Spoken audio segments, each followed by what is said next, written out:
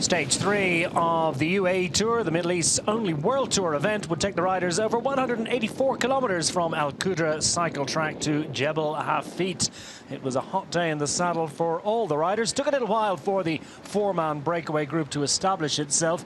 When it did, they were given a maximum lead of just over 7 minutes. That was quickly pared down by degrees.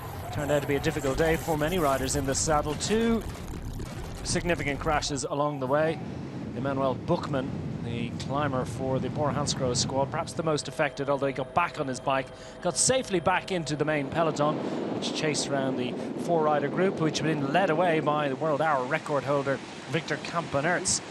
Also in there, Jasper de Boist of the Lotto Soudal squad, Stijn Stiels of the De Koning Quick-Step team, and the only non-Belgian in there, the Italian Umberto Marengo, racing with the Vinny Zabu squad. Last man to survive from the breakaway group up front, Victor Kampenertz, before the heavy hitters, you might say even the light riders, hit the final climb. Almost 11 kilometers.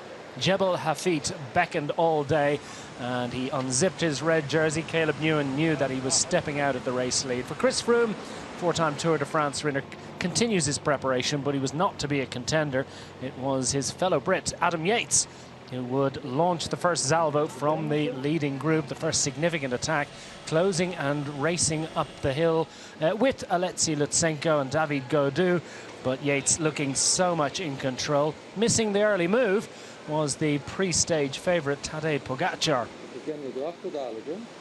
Lutsenko picking up the pace on the front, but Yates looking very much in control of his effort as that group of chasers behind reduced in size.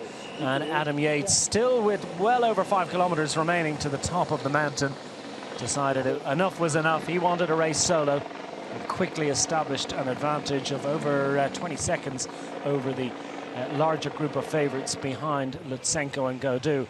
Finally, Pogacar decided to take his chance, at which time he had over 18 seconds to try and find on Adam Yates, who was in determined mood.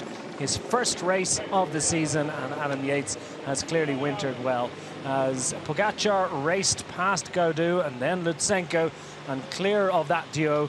Second on the hill, the 21-year-old Slovenian could do little about Adam Yates, who had already extended his advantage over 40 seconds. That would continue to grow as he raced towards the line. The 11-kilometer climb, he made light work of it. 27-year-old from Bury in Lancashire, racing for Mitchelton Scott and taking his first victory in the UAE Tour. A stage victory for Adam Yates, and with it, a commanding overall race lead.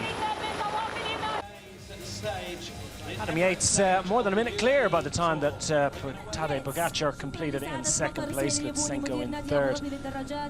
David Gaudu, Rafa Majka, Ulisi Conrad, Izagir, Harada and Dunbar left in his wake.